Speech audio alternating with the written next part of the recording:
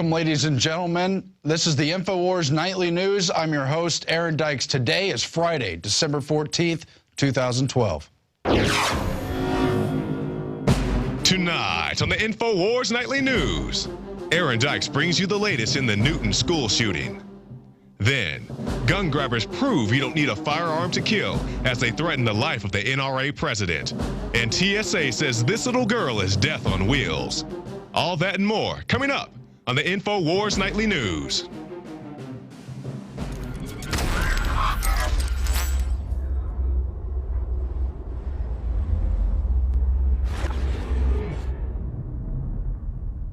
The nation is obviously still reeling tonight after the school shooting in Connecticut that has left, at the last count I heard, 28 dead, including at least 20 dead children, most of them aged 5 to 10 years old.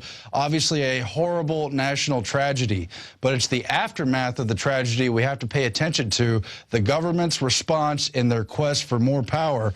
Meanwhile, we've seen an immediate response from enemies of the Second Amendment via Twitter, many of them calling for the death of NRA President David Keene in the wake of the shooting, as well as the death of NRA shooters. Melissa Meldon has the story, and she has amassed a large number of tweets, people saying that if you belong to the NRA, you should shoot your own kids, that a terrorist should shoot up an NRA meeting, that we should, quote, murder every NRA member, and all kinds of other tweets along those lines, while celebrity gun grabbers are calling for further Second Amendment restrictions. Of course, Michael Moore is in the game, and Piers Morgan has tweeted at least 5 tweets explicitly calling for gun control, saying we should have a strict national gun policy in America, no assault weapons whatsoever for civilians. Then the British twit on CNN called for minimum of 3 references, detailed vetting over 6 to 8 weeks to own a gun, as well as safety and training courses that are mandatory, as well as banning all guns for any criminals or anyone with any mental health whatsoever. And I may remind you that mental health is increasingly a wide net that has almost anyone potentially in its grasp. Piers Morgan has also called for banning all guns for people under 25, even though at 18 years old and in many cases 17, you're old enough to serve your country in war with a gun and put your life on the line. Then the British twit Piers Morgan called for a huge incentivized gun amnesty and that no American should have more than 1 firearm under the Second Amendment. They are going all out for these guns. Obama himself gave a supposedly heartfelt speech today in the wake of that shooting. Kurt Nimmo has the story on Obama's fake tears in the performance that assuredly would not win him an Oscar, where he shed no tears but appeared and pretended to wipe them away, expressing grief for the children. Kurt points out that he's expressed no grief for all the children and innocent men and women who've died in his drone strike campaigns in Pakistan and other Middle Eastern countries, has not expressed death for all kinds of other innocent victims, but when it serves his gun control agenda, well, he's there with the fake tears. Alex has more in this special report on Obama's crocodile tears. I told you it was coming. The state-run media in the last 3 weeks has declared war on the Second Amendment. They know that areas where they've restricted the guns, like Chicago and New York, have the highest crime rates. They know that police with guns go and respond to the bad guys. They know that guns are used 80-plus times on average, more often to stop crime than they're used in crime. They know mass shootings are flat over the last 20 years, but they don't care. America is being collectivized. It's being taken over by globalist corporate interest who've declared their new world order. And now Barack Obama is using the tragic Connecticut shooting with at least 20 dead children with a masked man and the classic MO we've seen before to come out and say, for these children, we've got to do something. And CNN and MSNBC and Salon and all the government-funded state-run media that Ron Paul has exposed is coming out and saying, ban guns. Take them all. Now is the time. We have the articles posted at InfoWars.com and PrisonPlanet.com. But when I saw this, I had to say something. We're going to go to this video in a moment. Barack Obama did this fake crying bit where he would take a tear out of his eye. We've blown the video up. There are no tears. This is a guy who got the Peace Prize and is bombing 8 countries where they say it's okay to kill 200 innocent people at a wedding to get one bad guy, and they're violating international law to do it with Predator and Reaper and Global Hawk drones. This is the guy who shipped tens of thousands of guns into Mexico with his attorney general to blame the Second Amendment that killed thousands of people on their side and hundreds on ours. It's pure bull. Our so-called government's been caught doing lethal experiments on little children over the last 80 years. These people are cold-blooded globalists. Remember Obama saying, I won't sign the NDAA, so don't worry, let it pass. Turned out his lawyers wrote it. Then he said, don't worry, I won't sign it. Then signed it on December 31st, 2011. He said he would legalize marijuana. They tripled the raids in California. Okay, it's all about how he's hip and cool. All you liberal idiots out there, you're not liberals, you're authoritarians. I don't support Mitt Romney and the Republicans. They're controlled by the same interest. But you people are fools. Hitler was for gun control. The first gun control laws in this country were by the Ku Klux Klan. But that didn't stop the Fox Sports reporter saying the new Klan is the NRA. Ladies and gentlemen, look at this video. He does it 3 times on it. This is where, just about an hour ago, he starts fake crying, talking about children. This is pure exploitation by the corrupt ruling class that wants to disarm us. It is elementary, and he said he may use executive orders to ban guns if Congress won't do it. And that will cause a civil war, folks. I have been dreading this. The latest issue of our magazine is on this subject. I knew it was coming. Just watch this exploitation and how disgustingly fake this is. This is unbelievable. Graduations, weddings, kids of their own.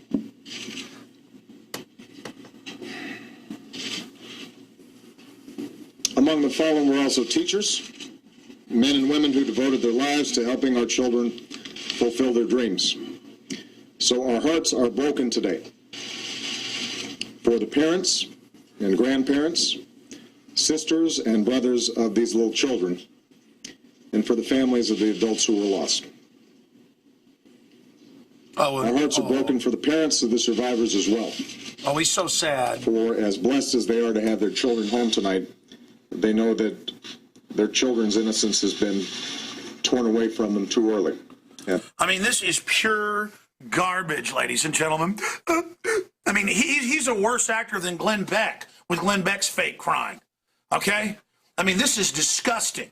And it's sick how everything is about the packaging in this country. This guy is a bigger warmonger than George W. Bush because they gave him a Peace Prize. It's okay. He lies incessantly. There's never been a bigger liar. He makes Bill Clinton look honest. And the thing is, he's selling us out to the globalists, and they're now coming after our guns. They're saying they want to physically ban all semi-autos. He said that in the debate.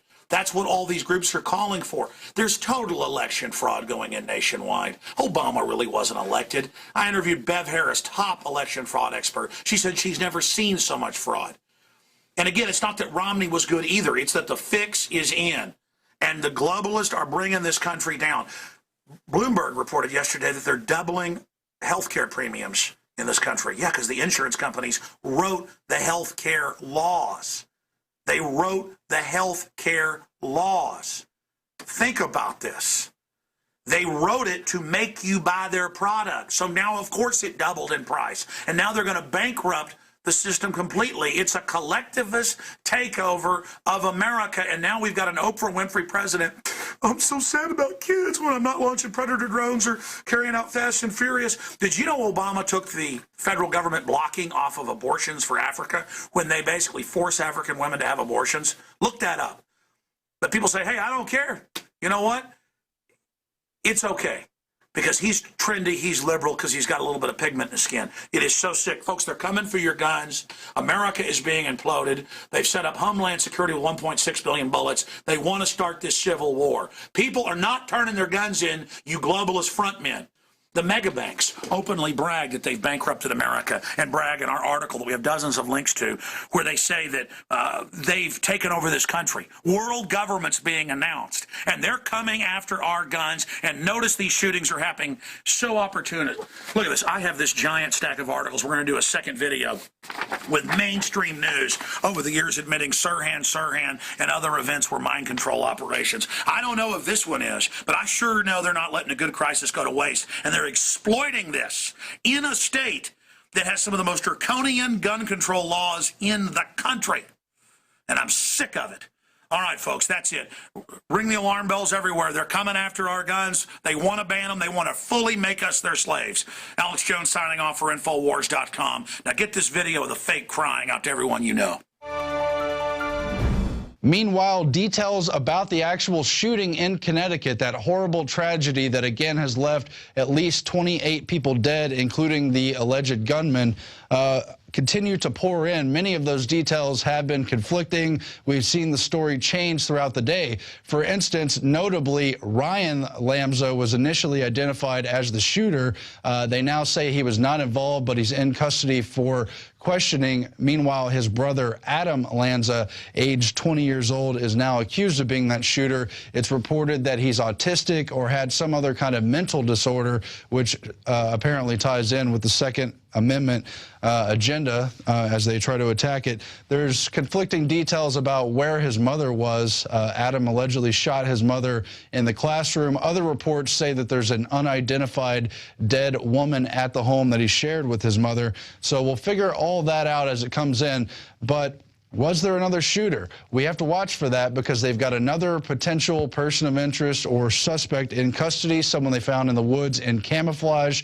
They're also looking for a shot-up minivan, apparently the windows taken out, and other questions that are still emerging in this horrific shooting.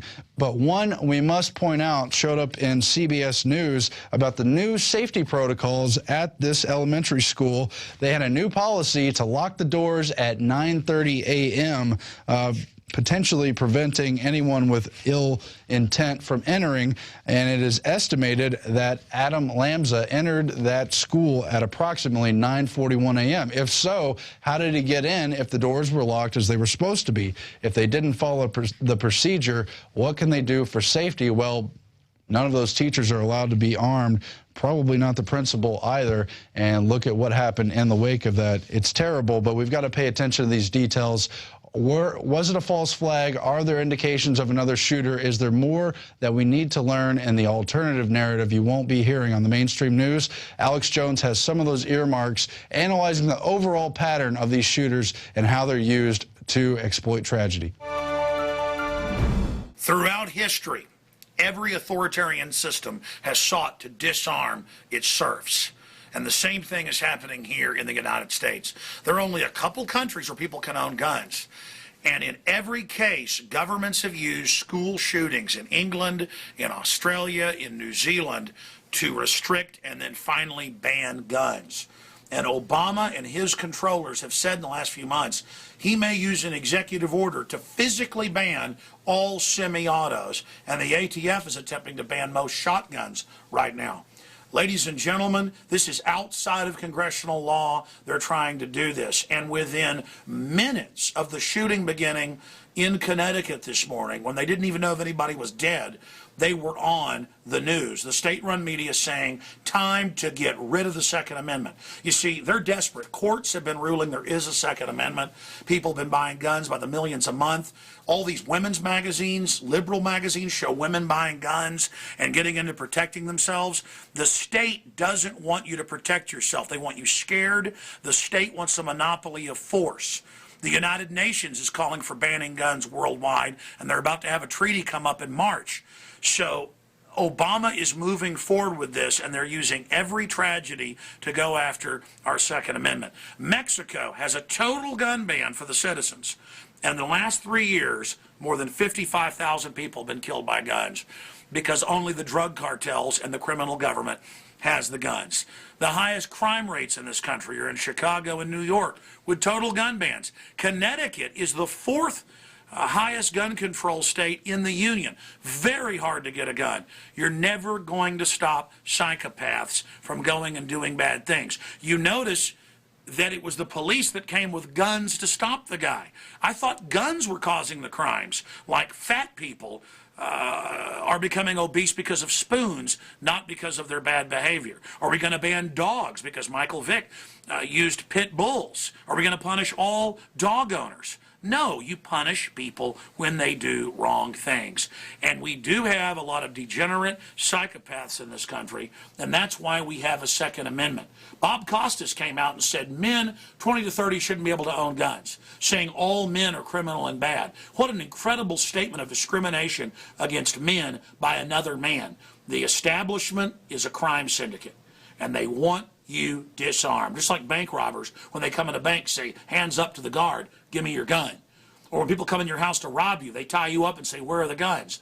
It's simple. We have a predatory, out-of-control group. Now, I played this clip earlier, but I want to play more of the clip of Obama in the worst acting job I've ever seen. The guy that shipped the guns into Mexico to kill thousands, including children, with Fast and Furious. The guy predator droning sometimes 200 innocent people to get one, quote, terrorist, they claim. The guy launching wars everywhere, and NDAA, and extending Patriot Acts, and internment camps in the new Army manuals. I mean, a total globalist, fake crying over children, doing his Oprah Winfrey bit. They are coming for the guns, and they're saying you're a member of the Klan, like the Fox Sports writer, if you don't turn your guns in. Folks, it was the Klan that got the first gun laws passed. They are making it the new civil right to turn your gun in.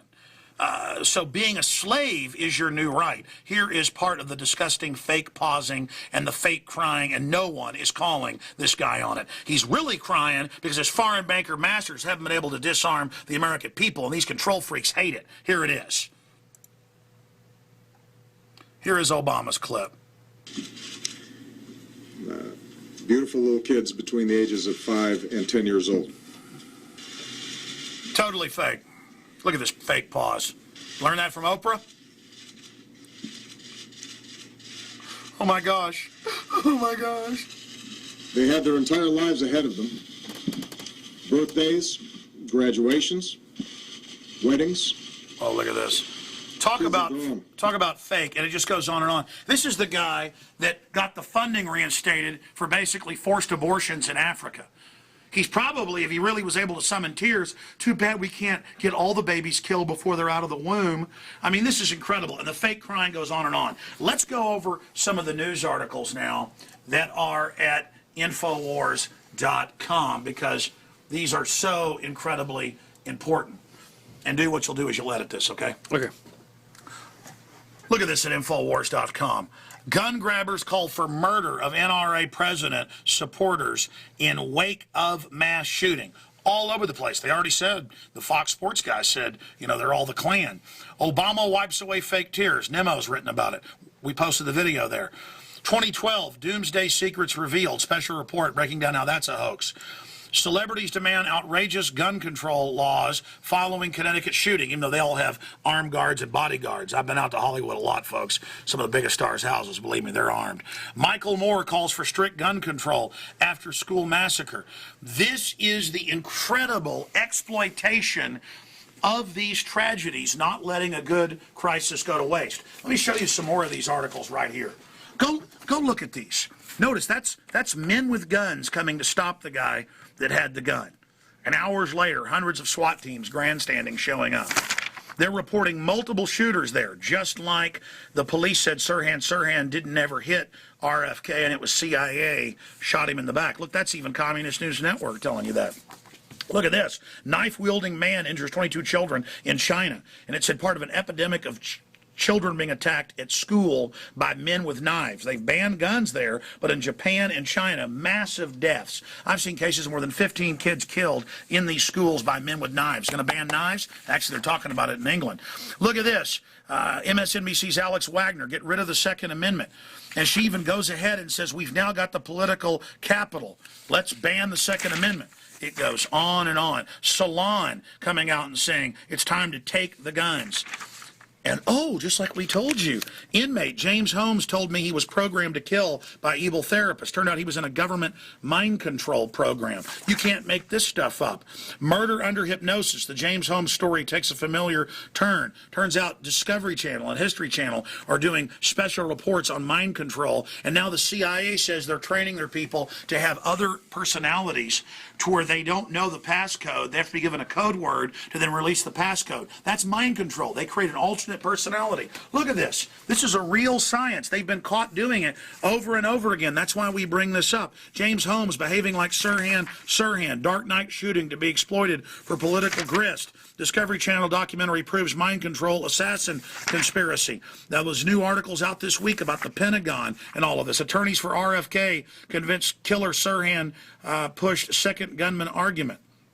Again, they're saying that's what's happening. Attorneys for RFK convicted killer Sirhan push second gunman argument. All of this. Look at this. CIA torturing and sodomizing innocent citizens, black sites, torture sites, torturing children at these sites. The medical experiments on children that have been done, killing thousands of them. Of course, the government would stage a shooting like this. I don't know if they staged this one, but the same familiar telltale signs are now coming out. And I want to take you in here real quick. Let's go in here. I forgot to show you this. We told you right here in the issue of the magazine, the December issue, this man wants your guns, and they are coming after your guns. We told you this was happening. We told you they've blown the bugle. They're coming. He says he'll use executive orders to take it, to make us like Mexico, a narco-terrorist state run by the mafia government with the citizens disarmed. 1776 started when the Redcoats came to take our guns. Texas independence in 1836 came when Santa Anna came to take our guns. It isn't happening, you offshore New World Order bankers. You know the guns culture starting to kick your butt, so you're panicking. Well, let me tell you something. You're not going to win and you're not going to succeed. Everybody, this is an illegitimate criminal government that probably staged this event, but undoubtedly they're going to exploit it. So get out there and warn everyone you know. We need guns to protect ourselves from criminals, crazy people, and this corrupt foreign occupational government. I'm Alex Jones reporting for InfoWars.com, and if you're watching this transmission, you are the resistance. They've taken the guns from everybody else worldwide. Now the globalists are trying to conquer us. Again, we have reported that the enemies of the Second Amendment will exploit the Connecticut shooting. It's not just your favorites in the Obama administration or the Michael Moores and Piers Morgans of the controlled corporate media that are basically just state media, as Alex frequently points out. It's Mayor Bloomberg, it's governors of Connecticut, it's all kinds of people who are looking to play up this pattern of shooting and use it for whatever kind of gun control they will pursue in Obama's second term. They've announced that they want to do something on the Second Amendment, going after guns. It's a question of what? Will it be policies? Will it have to do with mental disorders, PTSD?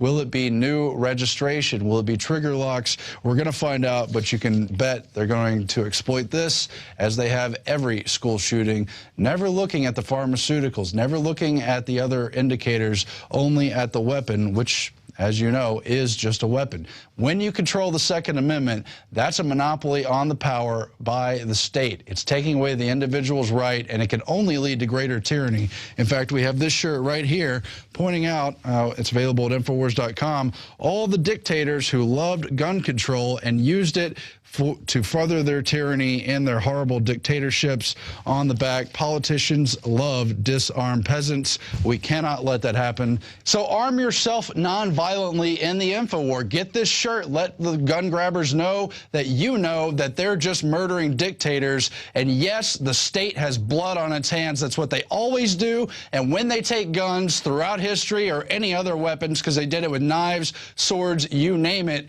they want more blood. They're not doing it for your safety. It will never create safety. It creates a monopoly of power that just makes the blood run in the streets. You don't let them do it. Here's Alex with an update just breaking down how murderous the government apparatus really is. I don't want to call liberals liberal anymore. We know about the establishment warmongering Republicans and their illegal spying and the Patriot Act and all the rest of it. But when you look at the Democrats, Obama is bombing 8 countries. He passed the NDAA to secretly arrest Americans, but he's a Peace Prize winner, so it's okay. And he said, back during the campaign, hey, I don't want to come after your guns. And the Democrats were like, oh, no, we never want to do that. And now they're exploiting every tragedy as a pretext to disarm 310 million Americans. Statistically, mass shootings aren't even up, but they don't care. They get up there and fake cry and everything else, and it is so incredibly cynical. Let me ask you, moron, and I mean moron, Obama supporters, something. You're like, hey, you're just mad your guy lost. No, that's not what this is about. I wasn't supporting Romney, you idiots. There's more choices than Obama and Romney, both run by the same mega banks that want us disarmed so they can rob the daylights out of this country. Do you know that almost every other nation in the world's been disarmed and enslaved? Do you understand authoritarians always try to take the guns? Do you know about the UN treaty coming up in 2 months to openly restrict our Second Amendment? Do you understand what's happening? Remember, they'd say, these crazy gun owners are all out buying guns, 2, 3, 4 million a month, saying they think Obama's going to come after their guns. Why, they're conspiracy theorists. We don't want your guns. Don't go buy those. And now they're all over MSNBC, CNN, Salon, Newsweek saying, get rid of the Second Amendment. Search that term, get rid of the Second Amendment. It's all over the news within minutes of the shootings. These are disingenuous authoritarians. Stop calling yourselves liberals. You're disgusting, race-pimping, social engineers that want to domesticate the American people. You're disgusting state-run media, and the reason you're panicking and wanting our guns is your ratings are plunging down to almost zero. These shows have almost no viewers. You're an echo chamber, and you know the sleeping giant is awakening. You've even said that you've lost the gun control debate. Liberals that I know are all out buying guns. Women are. Learning how to defend themselves. Learning about real empowerment. Listen to me, you little turds. You little bastards. You're not getting our guns, and you're not destroying this country like you did the Soviet Union when you took over and murdered all those people. Just like Harry Belafonte said, put us in re-education camps. I've had the communists tell me that's your plan. You're going to fail, and you're not going to get our guns, you pieces of trash. You probably staged the damn murder. You probably staged the mass shooting. You staged Fast and Furious. You're the #1 suspect. Pieces of trash. You want American filth? Go to North Korea and go to hell. I hate you, you scumbag authoritarian murderers running your drone attacks worldwide, jacking our vaccines with cancer viruses. I see you and I know what you are. You murdering authoritarian trash. You'll never get our guns, and you know the Republic's rising, and the red blood of the American people across the board is awakening. Meanwhile, on the TSA front, the TSA has called in a bomb specialist on a wheelchair-bound 12-year-old girl, detaining her over an hour after she was randomly, quote-unquote, selected for an explosives test, and they declared it to be a positive, when it easily could have had to do with the fertilizer that comes from their chicken farm or anything off the ground picked up on the wheelchair. They didn't even bother to check the actual wheelchair. They just basically harassed this girl with a degenerative genetic bone disorder. And keep in mind, the TSA promised at least 3 times I'm aware of to stop groping children 12 and under, to change their policies, and to back away from molesting Americans of all stripes and ages at the airport, and yet they just continue to harass everyone, having not yet ever caught any terrorist.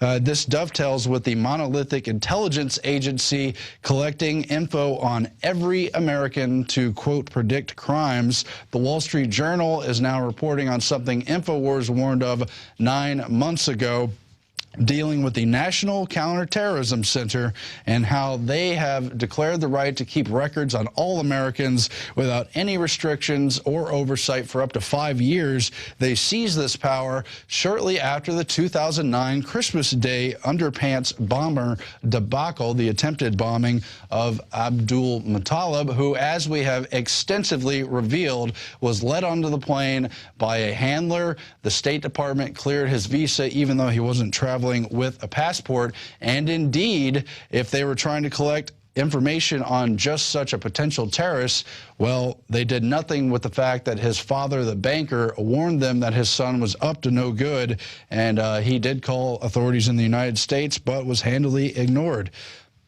Something to keep in mind. On a different front, we've heard about the apocalyptic doomsday predictions for 2012, specifically December 21st, the final day in the Mayan calendar created so many years ago, which heralds a new age, a restarting over. But why have they hyped up this threat?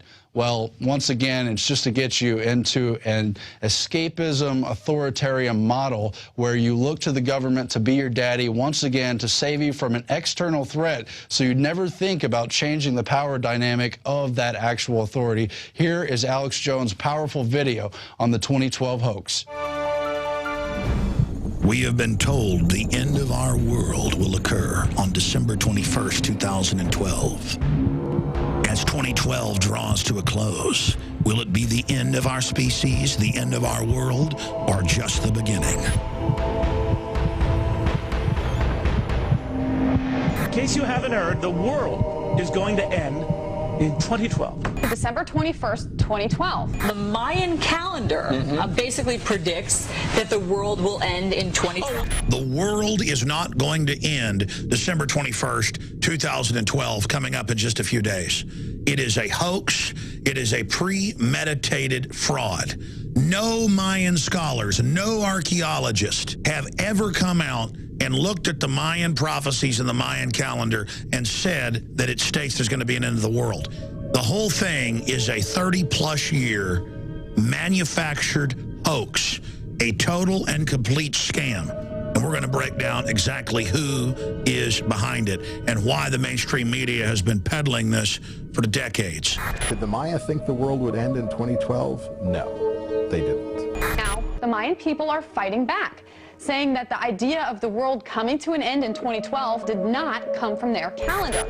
But where do we find the modern end of the world 2012 cult beginning? New Age thinkers like Terence McKenna and Robert Anton Wilson launched what has become the 2012 doomsday hubbub in the 1970s. They simply used the Mayan date to launch a kickoff of the New Age scenario to garner attention to their other Illuminati New Age writings. Robert Anton Wilson, in his book, The Cosmic Trigger, said that there would be a scientific quickening similar to what Ray Kurzweil says, and that the singularity would begin to happen on December 21st, 2012, and he used the Mayan date as a symbolic trigger for all of this. But there were countless other New Age gurus and establishment-connected types who came out over the next few decades and continued to push this idea that the world would either physically end on December 21st, 2012, or that a new age would start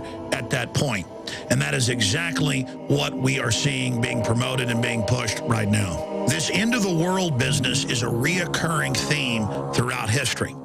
And it gets people to cop out and to not be involved in their daily lives. It makes you have a feeling of powerlessness. And governments and different institutions have always been happy to promote this. The establishment for hundreds of years has gotten Christians to not be politically involved because going back to the time of the Gnostics, they always believed the world was ending next week. It is a total system to cop out. It is a manufactured superstition. Just as Christians are given the rapture as a reason to stand down and not fight back against corruption and evil, the New Age crowd or the hippies, the trendies, people that didn't believe in God, they needed a reason to not be involved. It is a self-fulfilling prophecy, and that's what the whole 2012 hoax is about. An artificial superstition to make people turn control of their lives over to the globalist technocrats. Strangely enough, we find the answer to our current superstition in ancient cultures like the Mayan. And I don't just want to pick on them. This was system-wide throughout all human cultures, that you would see the rise of a priest class who would say, if you don't give us the best huts, the best temples, the best food, and finally human sacrifices, the greatest thing they could demand from the general population, the giant Titan god will swallow the sun, or the snake god will swallow the sun or moon, and it will be the end of the world if you don't give the priest class total control.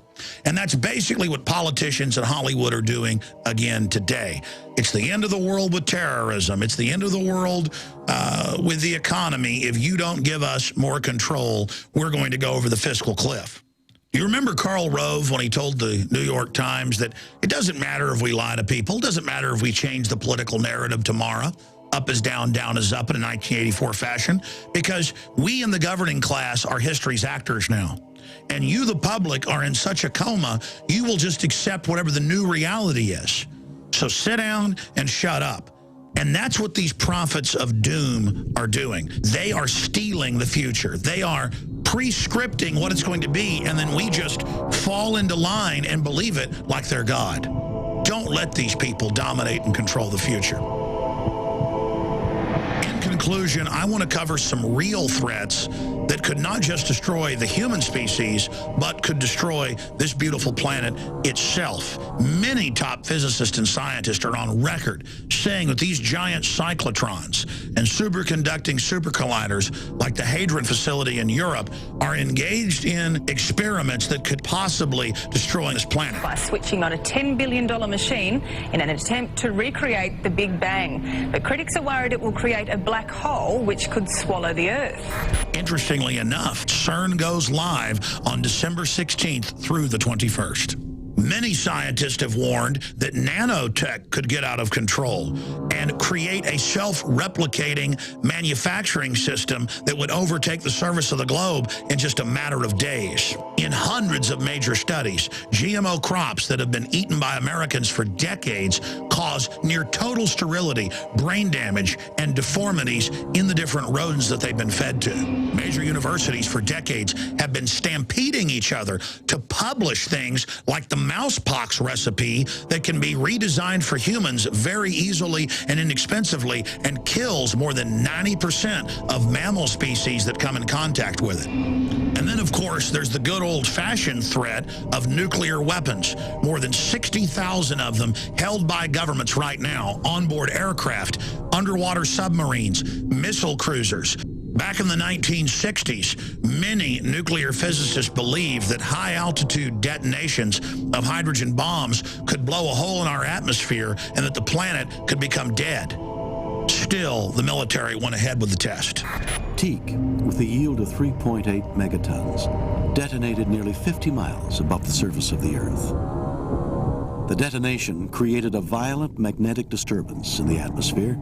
And the point I'm getting at here is that the mad scientist technocratic elite that runs our planet always engages in the most destructive, reckless behavior while lecturing us that we need a world government to keep rogue states from developing dangerous chemical, biological, and radiological weapons. The seeds of our destruction may have already been sown. It is imperative that we have a serious debate about the real threats facing us and not raptures and 2012 end-of-the-world garbage. There is no way that our society, that our civilization is going to survive if people don't start really getting wise about the real threats we face.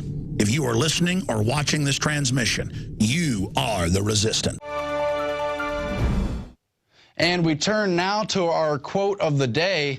It is, of course, dealing with guns and the Second Amendment. Gun control means control. It means control for the government, and the government starts controlling the people.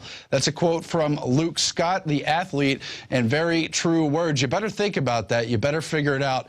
That's all for our news portion. We'll be back after this with an interview with Larry B. Kraft and Joe Bannister. We're going to analyze the Constitution and the state's power grab. Stay tuned. InfoWars Nightly News. Recently, the Harvard School of Health looked at more than a dozen scientific studies concerning fluoride and confirmed what countless other scientists have been documenting for decades. Sodium fluoride in the body reduces IQ and increases cancers. You see, the aluminum industry and the fertilizer industries would have to pay to store all the toxic waste they produce. But instead, they get our counties and cities to pay to put the poison in our water. It's not just fluoride we're getting, but lead, mercury, arsenic. The list goes on. And a lot of this toxic waste comes from China. Unfortunately, fluoride and its derivatives are only one of hundreds of toxins being added to our drinking water. We're battling the globalists on so many fronts. Health is an area where we can all take control of our lives, and it all starts with that basic building block of water. It is time to purify our family's water. The ProPure filtration system with added fluoride filters is the best system from my research to protect you and your family. InfoWarsStore.com already has the lowest prices on ProPure water filtration. But until December 10th, we are going to offer 15% off the already lowest price. I know what I'm giving my family this Christmas. ProPure. Go to InfoWarsStore.com and get 15% off the already lowest price out there with the code WATER15. WATER15, and you get 15% off at InfoWarsStore.com.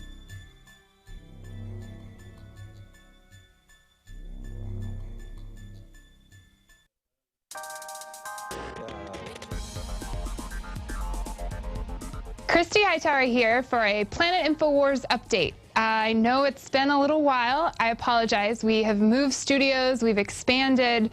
There's been a little bit of a shift going on. So I just want to make this real quick. We've had several contests, actually, starting with the Bob Costas, thinking that he is, you know, end-all to end-all, saying that the Second Amendment should be restricted. Well, the mission, actually, that I want to talk to you about is a Planet InfoWars mission in the resistance group. And guns causing crimes is like spoons causing you to get fat. So the mission is for everyone to send a letter to Bob Costas and send him a spoon. And the contest actually is videotaping yourself writing a letter.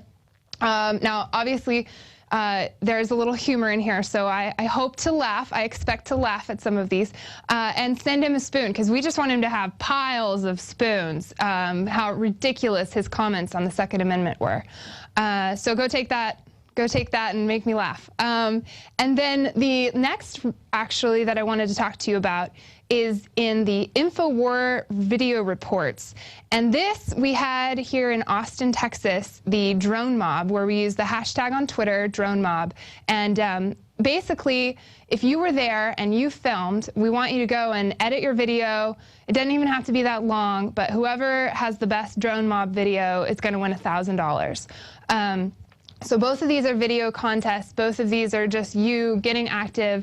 I apologize if you couldn't make it to Austin, but hopefully we'll be getting to do more cool events like this in the future. And also, there's actually on InfoWars.com, there's more about the drone mob contest, and exactly the deadline is the 21st, and I want to say it's at midnight. So go check out those details and get those awesome videos in, because people need to know what we're up against. The drones are not a joke. This isn't going away. This is an awareness campaign. So keep that in mind as well. And lastly, on a little lighter note, this has kind of been an ongoing romance. I've actually mentioned these two before. Herbic07 and Lady Liberty are both Planet InfoWars users, and they sent me their picture. They actually have visited each other several times now, and I want to say probably 6 months or so. And they actually met in the Freedom Lovers group there on Planet InfoWars. So it can happen to you, and since we're all moving into the holidays and it's, you know, it's cold, you want somebody to cozy up with, especially people that, you know, understand and believe and are aware like you are. So go check that out. It's not a dud, I promise. You can find love in this patriot world. So thank you again, Planet InfoWars users, for all you're doing. Hopefully we'll get an Ask Alex segment here soon. Keep up the great work, and keep talking, because we're listening.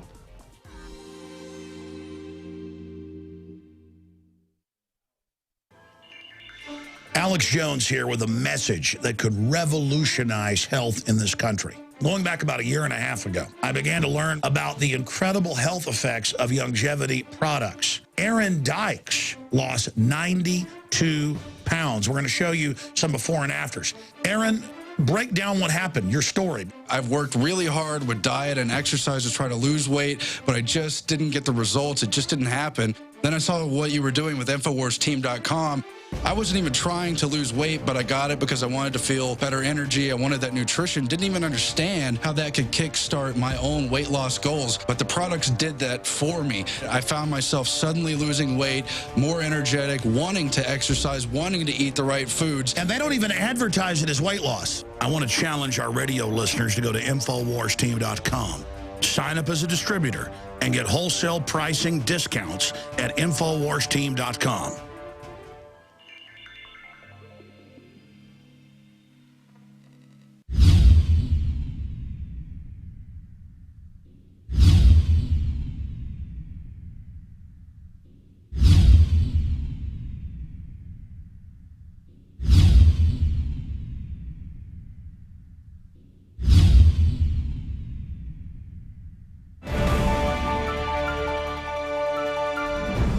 Welcome back to the InfoWars Nightly News. We're joined now by two guests who, by any stretch of the imagination, are uncovering the unconstitutional system our country here in the United States of America has developed into. We were, of course, set up as a constitutional republic. Things have transformed quite a bit from that point. Joining me is Larry Becraft, a lawyer who knows so much about all the unconstitutional laws, as well as Joe Bannister, who used to be in the IRS and has had his own adventures with them over the years. That's an understatement, of course. Thanks for joining me, guys. Our pleasure, Aaron. Thank you, Aaron. So why don't you both just introduce yourself and some of the important cases you've worked on, and then let's get into the issues here. Well, Larry, you've been at it longer than me, so go ahead. Okay, I'll go ahead, Joe. I grew up in Alabama. I've lived in Huntsville, Alabama, virtually all my life since I was about 3 years old. I went to a small Baptist school in Birmingham, Alabama, graduated from there in 1975, after I went to law school there, too.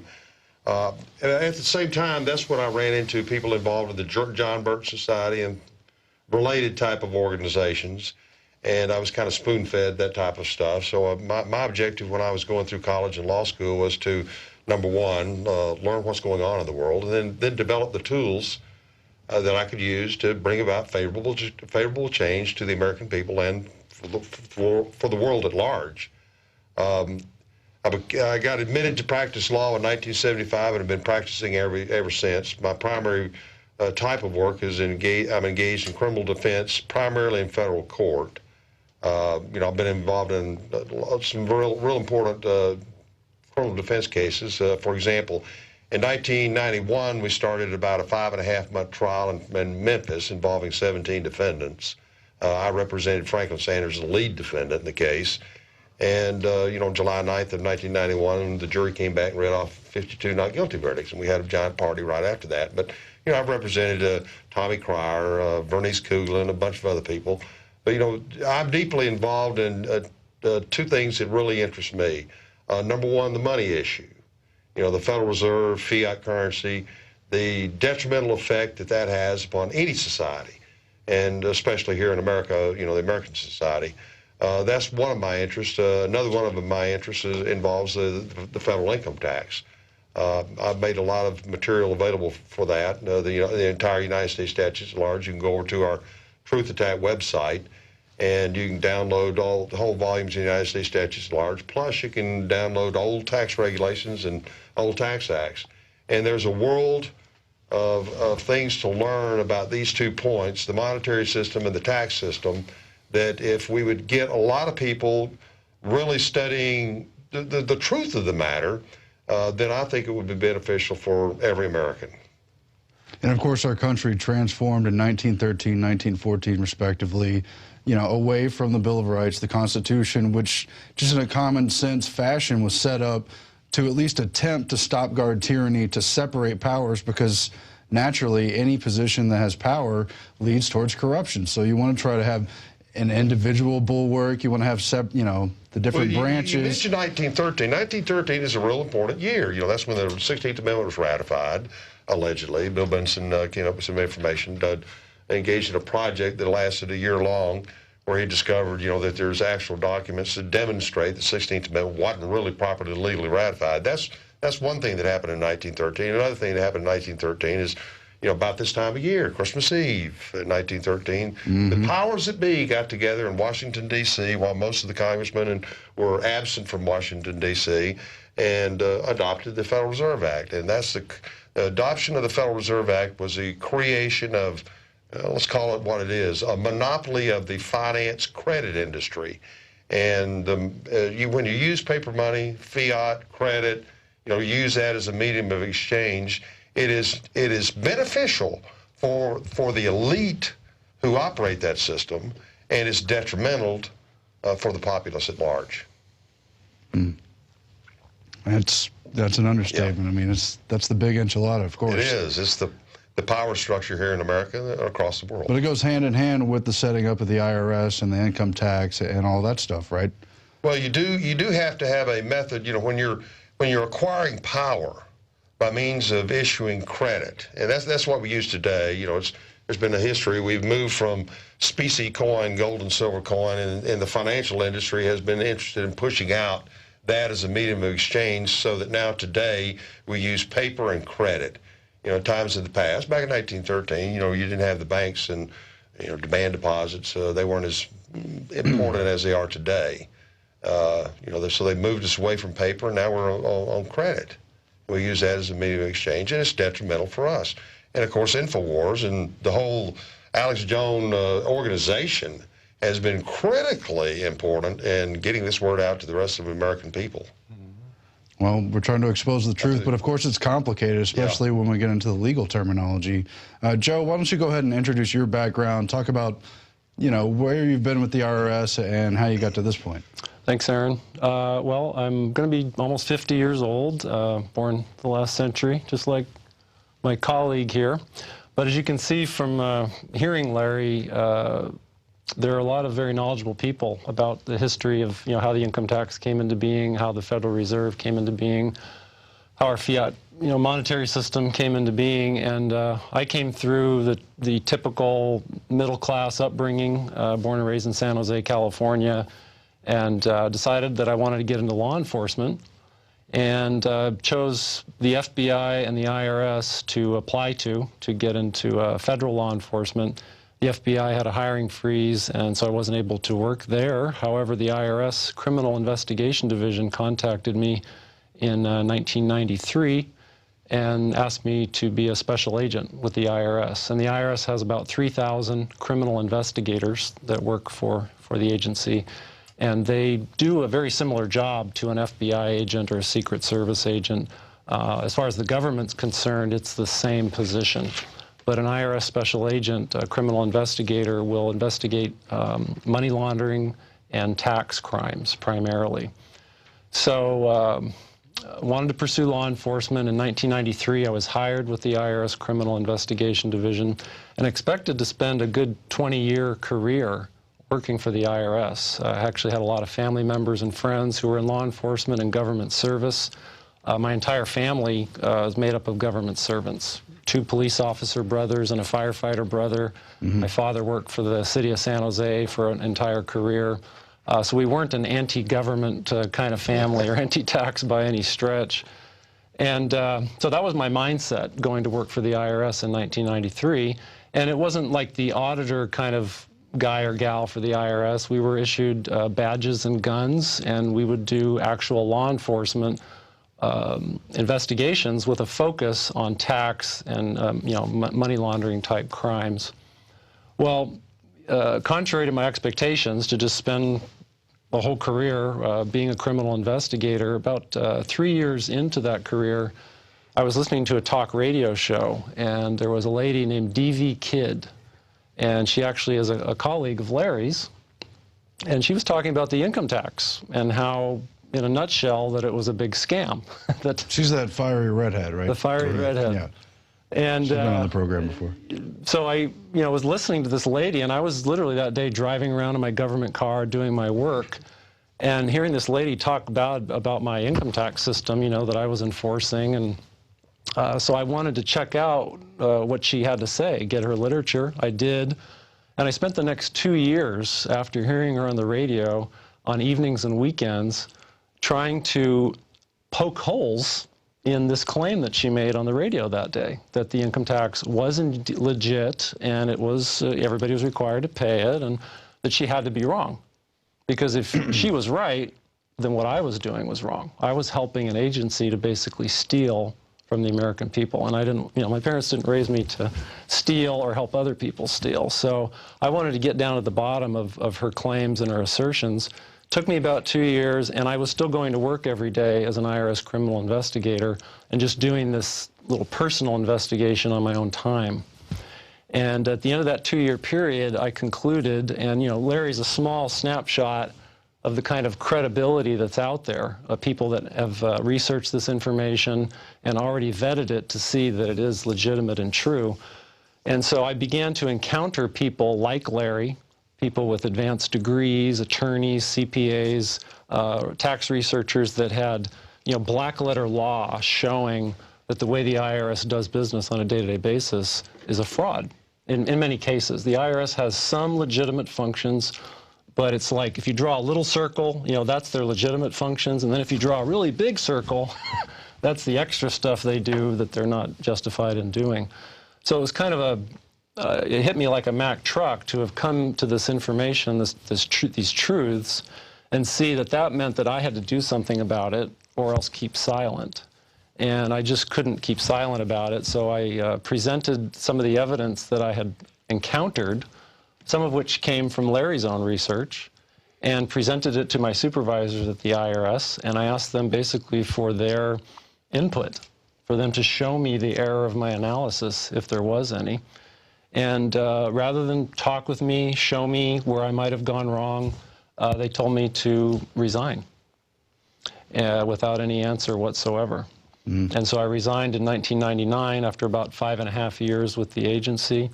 And ever since then, you know, I don't make a living at it, but I certainly have a story to tell that's unusual, that I took the time to look into these arguments and positions that the IRS claims are bogus, and I found that they were quite supportable. And actually, the IRS's positions in many cases are not supportable. But the public, you know, largely is not geared up to do that kind of research, so they don't know who to believe. And my position is that they should at least take a listen to people like Larry, Tom Cryer, you know, bless him, he's passed away. There are just a ton of researchers out there and people who have the truth, and I would submit to the American public that they ought to take a look and not just believe what the IRS says, because in my opinion, the IRS is absolutely lying to the public. I know it's a complicated issue, but you refer to the legitimate powers they have and the wider net of illegitimate powers.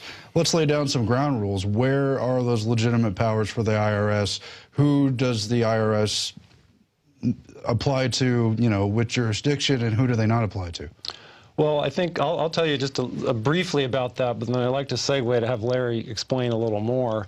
But basically, I found internal IRS documentation. They have a manual that they use called the Internal Revenue Manual. And it was quite clear in there that the legitimate functions of an IRS special agent, criminal investigator like I used to be, would be to investigate an American that was, let's say, working abroad, would go over to Germany or Italy or some country and do some work over there, yet they would retain their U.S. citizenship. There would be implications to pay the federal income tax in a scenario like that.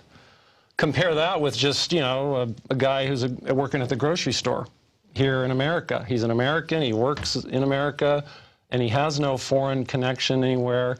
You find that then the laws don't explicitly apply to that domestic person working domestically.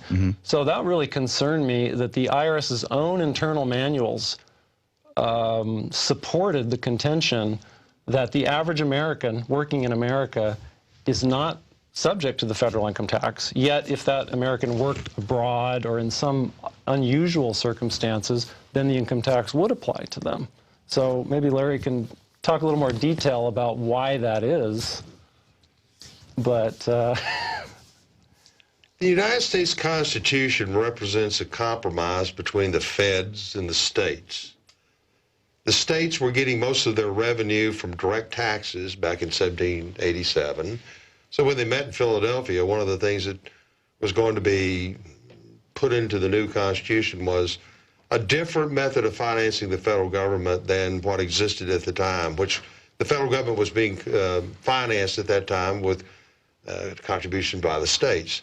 So the federal government was going to be given a power of taxation, but it wasn't going to invade the resources of the state government. So they ensured that this scheme would happen the way they envisioned it because they wanted the federal government to operate off of these indirect excise taxes.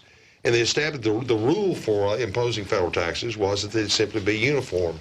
However, in order for there to be some type of protection against the federal government invading the revenue sources of the states, the Constitution said, well, you know, we'll let the federal government impose some types of direct taxes, but they have to be apportioned, which is really extremely difficult. It's a rule for imposing certain types of taxes. So you had two rules established within the United States Constitution. The indirect taxes had to be uniform throughout America. The direct taxes had to be apportioned, which is extremely difficult. Now, there had just been, by the time you get up into the 1890s, before there was an income tax imposed by Congress, there had been not a lot of litigation that went all the way to the United States Supreme Court to lay out the parameters for the taxing powers of the federal government.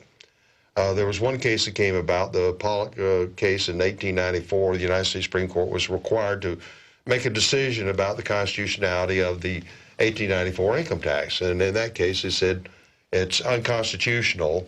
It violated the requirement for direct taxes set forth in the Constitution. They had to be, a direct tax had to be apportioned. So finding that the 1894 income tax was a direct tax and finding also that Congress had imposed it by means of apportionment, the Supreme Court found it to be unconstitutional. You know, in order to understand the scope and application of the federal income tax, you know, a lot of people are required to study some of the major Supreme Court decisions that relate to this point. And in a minute, I'm going to get around to, you know, dealing with Social Security, because I think that that has a, by means of comparison, when you take a look at Social Security and you see how that really operates from a constitutional viewpoint, from the decisions of the Supreme Court, then you can spring back over and take a look at the income tax in the same way. Well, I may as well go ahead and do that right now. You know, in 1934, there was a lot of international interest in establishing a Social Security scheme throughout countries around the world. And so since there wasn't any real power on the part of the federal government to impose any type of Social Security program, it was connected, that legislation was connected to those engaged in interstate commerce.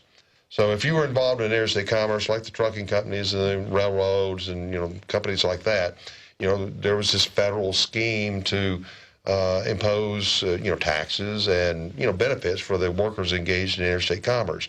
Well, that went to the United States Supreme Court, and in May of 1935, the Supreme Court came out in this Alton Railway case and said, hey, look, all of this is unconstitutional. You know, you can benefit and confer benefits on an interstate worker, you know, providing with free food, free schooling, free housing, free medical care, you know, retirement benefits. But all of that doesn't have the slightest relationship to the regulation of interstate commerce. So the Supreme Court came out in this case in May 1935 and held it to be unconstitutional. Well, by August of 1935, there was no amendment to the United States Constitution, but in any event, Congress comes along and passes a second round of Social Security legislation. That went to the United States Supreme Court in 1937, and there's two real important cases, Helvering against Davis and the Stewart Machine Company case. And when you can sit down and take a look at those, the Supreme Court justified the second round of Social Security cases. But I have this very interesting question. You know, the very first case, this May 1935 case, this Alton Railway case, has never been reversed. I mean, what the Supreme Court said in that case was incredibly powerful. And so if that case has never been reversed and wasn't even broached or you know, touched in these trilogy of cases that justify the second round of Social Security legislation, you got to take a look at all of it combined. You know, both of them together. You just can't sit there and take a look at the latter cases and then overlook the former. And, you know, the only way that you can justify taking into consideration what the Supreme Court said in 4 cases You know, the only conclusion you can reach is that, you know, how in the world can Congress, if they can't establish Social Security by using its strongest power set forth in the Constitution, its power to control control and regulate interstate commerce. If they can't do it there, then how can you come along and say, oh, well, you know, later on, you know, with no change to the Constitution, no constitutional amendment, how in the world now can it apply everywhere when it can't apply to interstate commerce? I mean, not to mention, too, just at a common sense level, how do we get from limited powers for federal government, generally for common defense, to now we're providing for economic safety net? Now in 2012, we're providing for health care? I mean, these were not expressed in the Constitution or implied, or in fact, the federal government was limited in so many respects, and the states and individuals were the ones who had the reserve powers, the unenumerated powers. You know, these are just a few on paper. There's so much more. And the Supreme Court recognized those limitations. Absolutely. You know, there's not a whole lot of cases on the point, but when you do sit down and catalog them, it's enough. You know, the United States Supreme Court has said, you know, the Congress doesn't have any authority to control and regulate the packages of medicine inside the states. So when you sit there and take a real cold, hard look at, you know, these powers of Congress that relate to both Social Security, providing welfare benefits, providing some type of retirement, even taking over the entire United States medical industry and the whole system, you know, where does it apply? And, you know, I'm just going to throw out right here and now, you know, I happen to read and study and believe what the Commissioner of Internal Revenue said back in 1935 about what I think is the proper application of Social Security.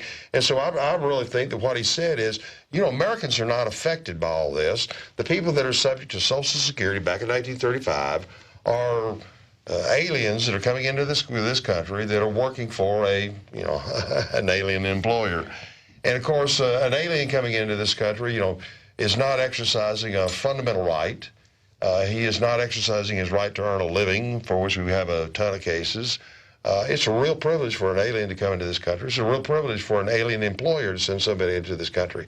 So, you know, I make the argument that there's a real good basis for contending that's the reach and scope of Social Security.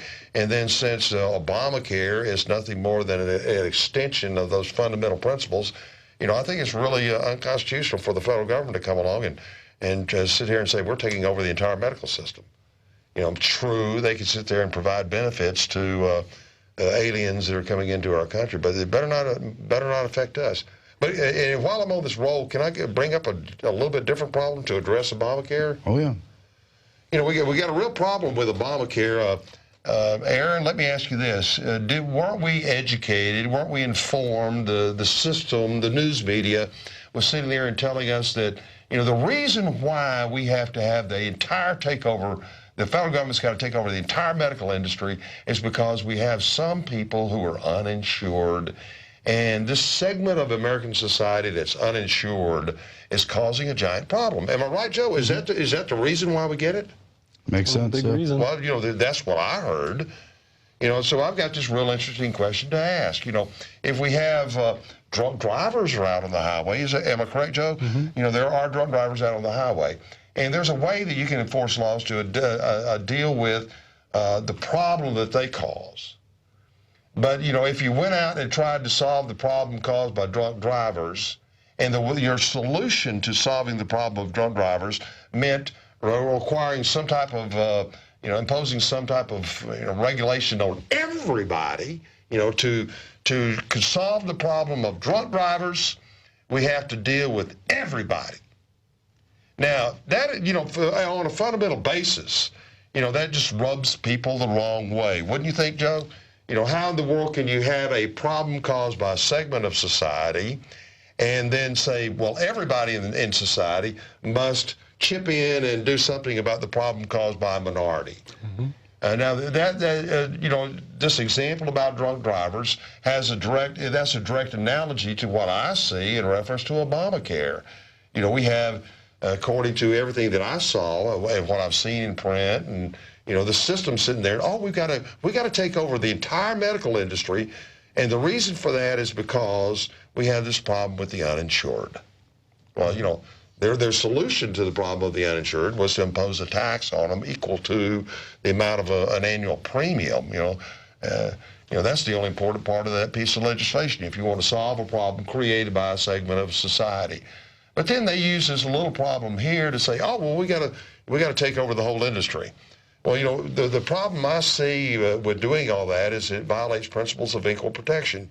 When you have a social problem, if you're in a state legislation, you got a problem. So just to Idaho, just to pull something out of my recent memory, they brought in a whole bunch of wolves up there, and they're going to reintroduce the wolves into Idaho, and now they're causing a problem. If you have a problem with wolves in Idaho, you address that problem, but you don't go around and say, no, now we got this problem with wolves in Idaho. We're going to regulate all animals. But they did that. They had a problem with wild pigs in, what was it, Michigan, and they started killing domestic pigs. Right. But this is the reason why I think that a knowledge of some real important fundamental legal principles is really beneficial for the American people. If you're cognizant of these legal principles, then you can see them in action. And this equal protection argument that I'm getting ready to expose you to is something I see on a routine basis. I mean, it's a problem everywhere. And here we have Obamacare, but that's just one example of what I consider to be a real fundamental equal protection problem. Here's the way I look at Obamacare. We have let's call it 10% of the population is causing a problem to the medical industry because they're uninsured. Well, that means 90% of the American people aren't causing the problem. Well, why in the world should you impose requirements on them to solve a problem created by a minority? Well, you don't. When you do that, you're violating principles of equal protection.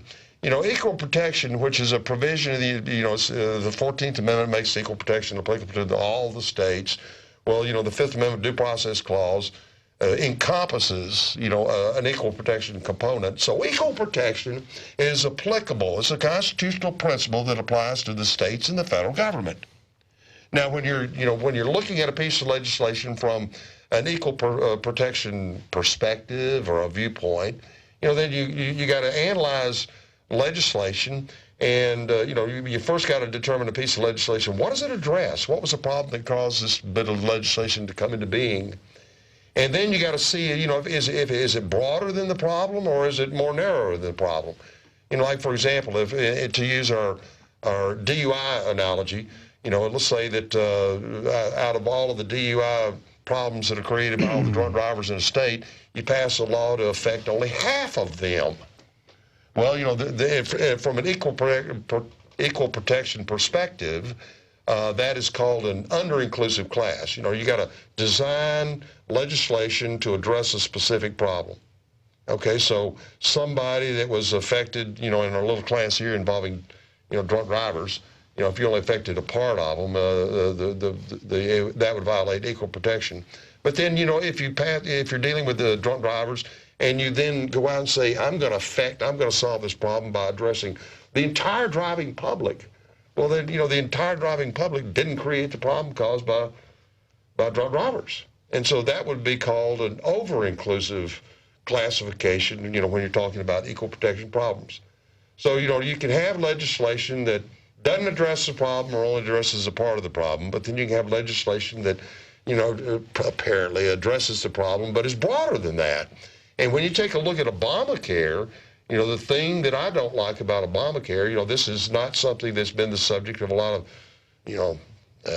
talk on various networks. And I'm using this opportunity to expose what I think is a real problem with Obamacare.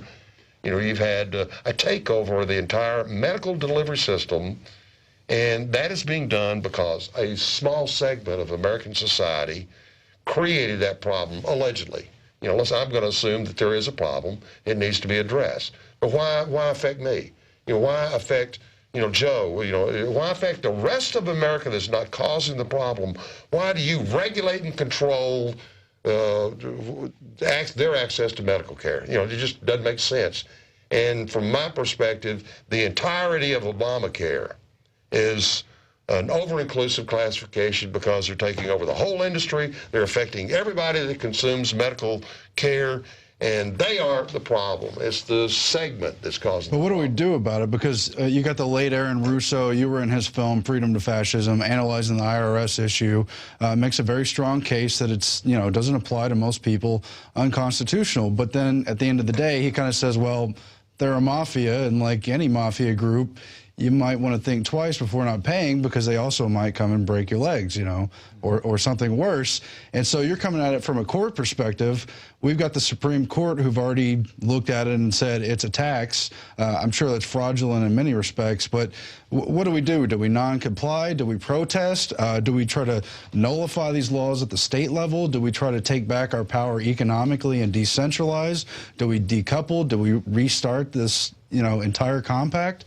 Well, Aaron, from my perspective, I've been involved since 1979 with the organized freedom movement, so I've learned a lot of lessons. I've seen a lot of things come and go. From my perspective in building a movement, trying to get something accomplished, there's three aspects to our movement. We have to go out with PR. PR is real important, public relations. Information is real important.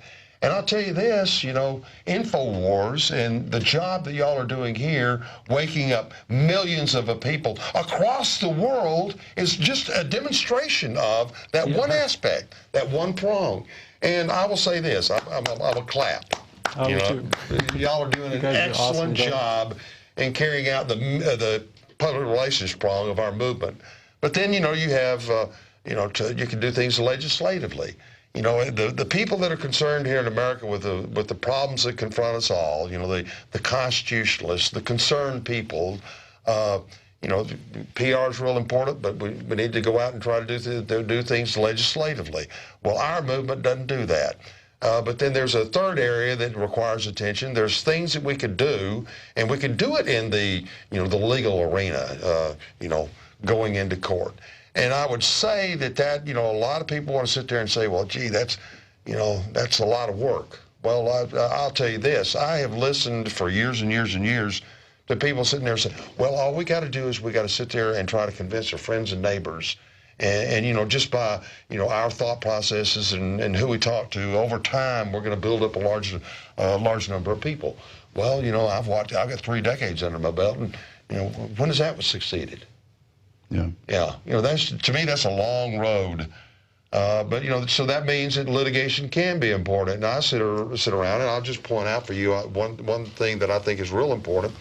If you'd asked me about 15 years ago where we would be with the Second Amendment issues, today in 2012, I would have said it would be far different than what we're actually looking at. In fact, just this week, Illinois, the Seventh Circuit in this Moore case, Moore against Madigan, December the 13th, I think, is the date of the decision. The Seventh Circuit came along and shot down Illinois' gun control laws.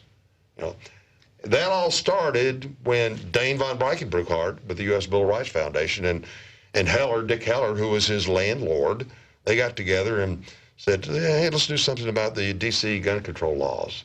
And then they banded together with some other people.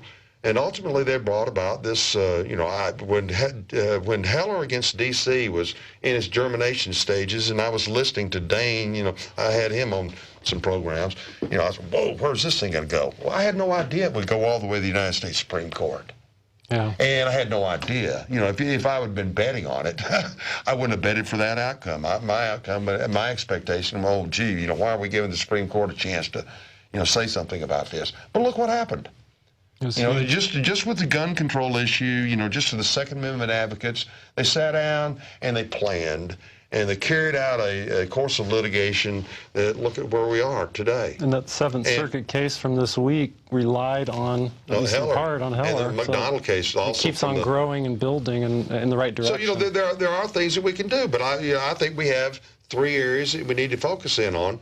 And I'm not asking people like the InfoWars and Alex Jones community to sit there and do anything more than be involved in that one prong of waking up the people. Which I think I make my contributions to the money bomb, but I think other people. Well, we appreciate that. I want other people to make contributions to the money bomb, But I mean, you're the most effective for this movement. To me, you're the most effective in carrying out that. Well, it's a practical world too. We got to go grocery shopping, take care of our kids and family, and we got to do other things. But we got to do our part. We got to find an area where we are effective, and you got the legal expertise. But let's talk about the enemy's attack. Second Amendment's a great example. You explain how through commerce on the interstate issue, they whittled away at the tax issue. Well, they're doing that with the Second Amendment. They say, well, of course, you have an individual right to bear arms, can't be infringed, no problem. But, well, these a-holes always got a but somewhere in those sentences, because then it's an issue because it's going across state lines, you know, and now it's the Mexican cartel. So you have a right to bear arms, you know, American citizen, blah, blah, blah. But, you know, this is going across state lines. So now we got to do something. Now we got to go to these southwest border states. Now we got to go to the inner cities because we got this handgun crime and people are going crazy, you know. Can you talk about their attack on that front? Oh, go ahead. Shootings in Connecticut. Yeah, it's tragic, too. Oh, are you posing a question to me? You want me to say something? Well, if you just want to address the general area rather than being a specific question. You know, Aaron, I got this real interesting question. You know, when you sit there and take a look at the Second Amendment and read what it says, you know, to carry out the militia powers, the right to keep and bear arms shall not be infringed. Oh, but you heard Obama. Yeah, there's a right, can't be infringed. Okay. Oh, but common sense legislation, though, you know, common sense restrictions. Well, you know, there's a limit to the legislative power of both Congress, and there's a limit to the legislative powers of state legislatures. And, you know, the courts repeatedly have said that, you know, the limits of legislative action ends where constitutional rights begin. Doesn't that make sense, Joe? Mm-hmm. And so, you know, I think there's a real problem in reference to federal gun laws. You know, I think that the federal gun laws can never be unconstitutional as violative of the Second Amendment because the people that are protected by the Second Amendment aren't encompassed within the scope of any federal gun laws. Mm-hmm. That's how they real important. They make it. They keep it constitutional is by not actually targeting the citizen. The bottom line is jurisdiction loopholes. Could be, yeah. That's another way of looking at it. Well, do you want me to say something about that? I'll be more than happy to talk about my views on the Second Amendment. Yeah, please. You know, when you get back into, there are these presidential proclamations that start with, you know, Grant and, you know, that time frame right after the Civil War. And there's something that's real important when you take a look at those proclamations. They sit there and, you know, they're...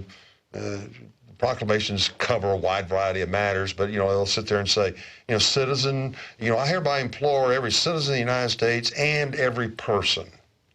Okay, in that context, you know, citizen and person are two different things, and in the context of these proclamations, a person's an alien.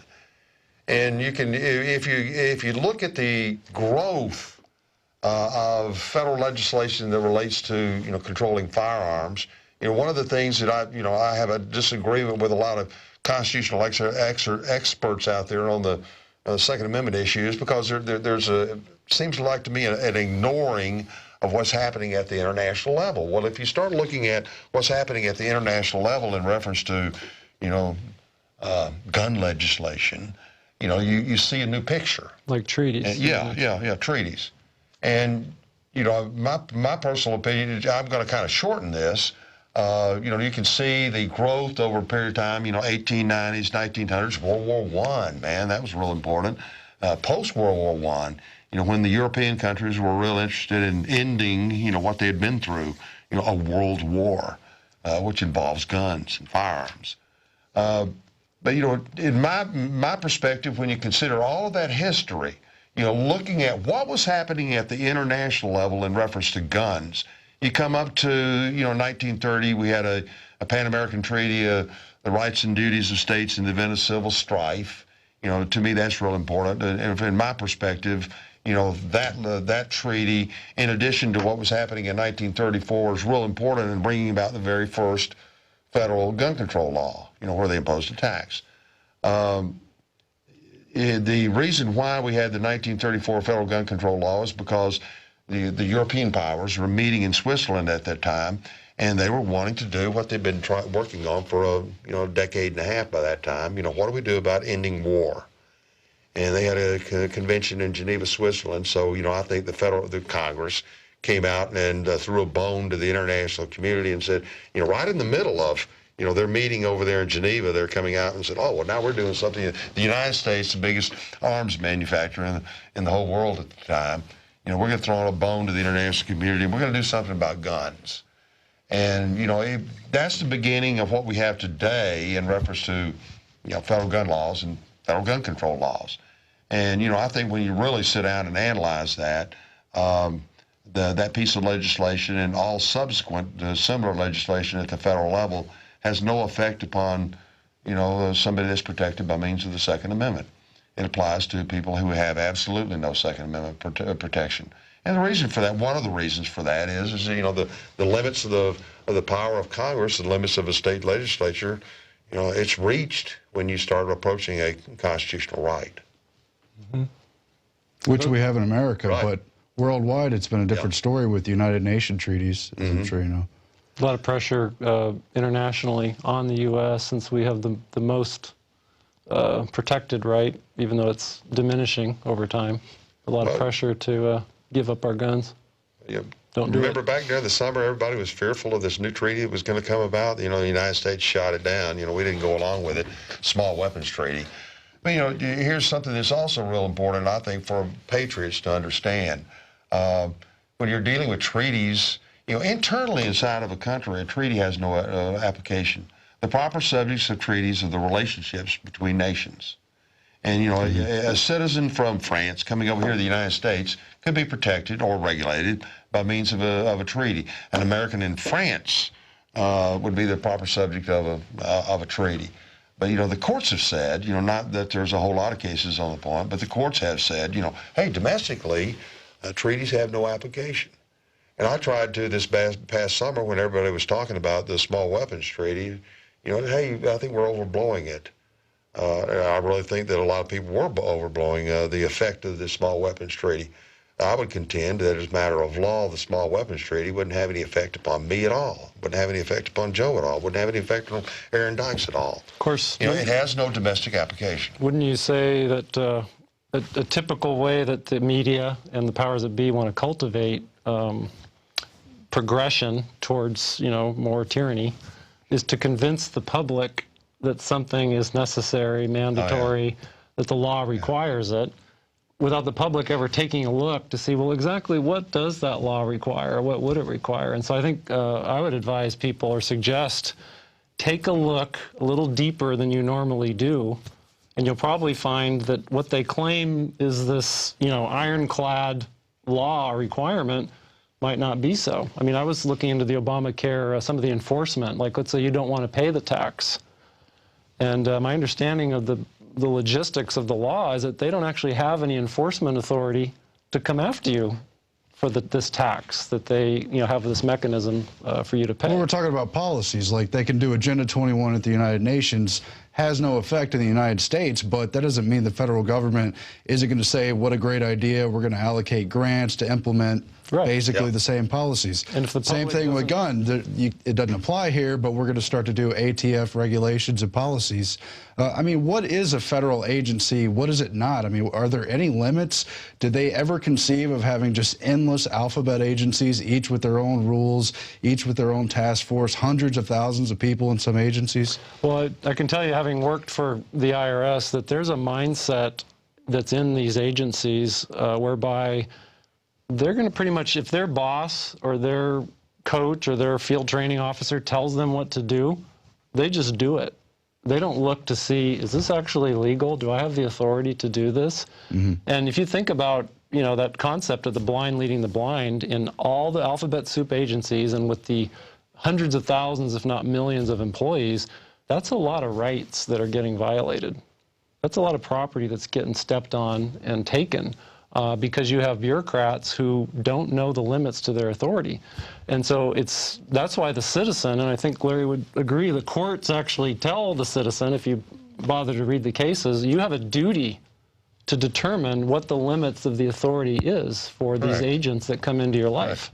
And if you don't exercise that duty, if you don't know what those limitations are, they're going to walk all over you. They're going to put their boot right in your neck. And only you can stop that. Well, that's why the Bill of Rights is the solution. We have to recognize it and I agree. We have to talk more about what those limits are and recognize them.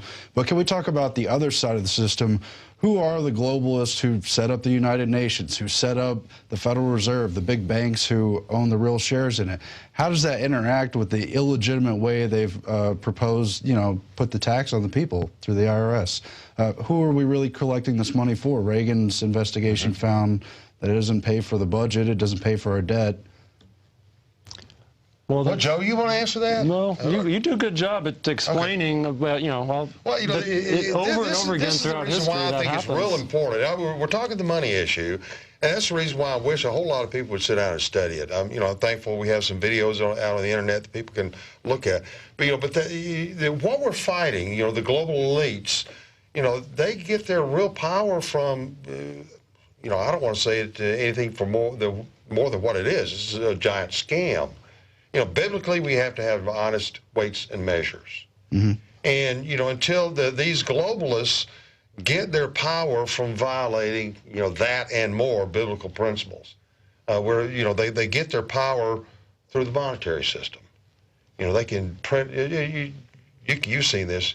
If you went out on an island and you acquired this, let's say that there are 100 or 1,000 people living on an island, and you had the power to print up the money, you would soon be the controlling, you'd build whatever political structure you want, you'd build whatever army you want, if you were the source of the medium of exchange. That's understandable. And that's exactly what has happened over time. There's always been this war, you go back into, as recent as, the Middle Ages, the 1600s, 1500s, 1700s. We were actually using gold and silver coin as a medium of exchange. But, then the banking industry got its start and got people to start using what they issued, banknotes. And, and from my perspective, the globalists have acquired their power because, everybody continues to use their money, but then again, they've done their dirty tricks to ensure that their industry, the finance industry, has continued. There are instances in which, not only have bribes been used to secure favorable legislation, but I think that it extends to more than just bribes. I think that there are people who are eliminated. Legislative people who are eliminated. There's no question. Proving the details case by case could be a headache, but it's one of their tools.